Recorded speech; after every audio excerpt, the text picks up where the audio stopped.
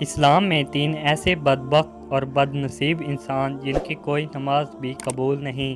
نماز اللہ تعالیٰ کی عبادتوں میں سے سب سے اہم عبادت ہے اور نماز اللہ کے قریب جانے کا ذریعہ ہے، جو کہ نماز میں انسان اللہ کے ساتھ ہم کلام ہوتا ہے۔ نماز میں جتنا خشوع ہوگا بندہ اتنا اللہ کے قریب ہوگا، لیکن اس نماز کی قبولیت کے لیے اللہ نے کچھ شرائط رکھی ہیں جو معمولات اور معاشرت کے متعلق ہیں۔ اپنی طرف سے انسان نماز پڑھ رہا ہوتا ہے اور پورے وقار سے پڑھتا ہے، لیکن وہ نماز اللہ کے ہاں قبول نہیں ہوتی۔ وہ تین لوگ کون سے ہیں جن کی نماز اللہ کے ہاں قبول نہیں؟ ان میں سے سب سے پہلا وہ غلام ہے جو اپنے آقا سے بھاگ جائے۔ ایسے غلام کی نماز کو اللہ تعالیٰ قبول نہیں فرماتے جب تک کہ اپنے آقا کے پاس واپس نہ لوٹ جائے۔ دوسرا، اس شخص کی نماز قبول نہیں ہوتی جو امامت کراتا ہو اور نمازی کسی شرعی عذر کی وجہ سے اس سے ناراض ہوں، اور ان کے ناراض ہونے کے باوجود وہ نماز پڑھائے تو اس امام کی اللہ کے ہاں نماز قبول نہیں ہوگی۔ اور تیسرا شخص جس کی نماز ناقابل قبول ہے وہ بیوی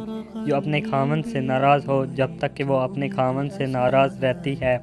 اس کی نماز کو اللہ قبول نہیں فرماتا، بلکہ حدیث میں آتا ہے کہ جب تک بیوی اپنے خاوند سے ناراض ہوتی ہے اور ناراضگی کی حالت میں رات گزارتی ہے تو فرشتے ساری رات اس پر لعنت بھیجتے رہتے ہیں، اور جس پر اللہ کی لعنت ہو اس کی نماز تو نماز، اس کا کوئی بھی عمل اللہ کیسے قبول کر سکتا ہے؟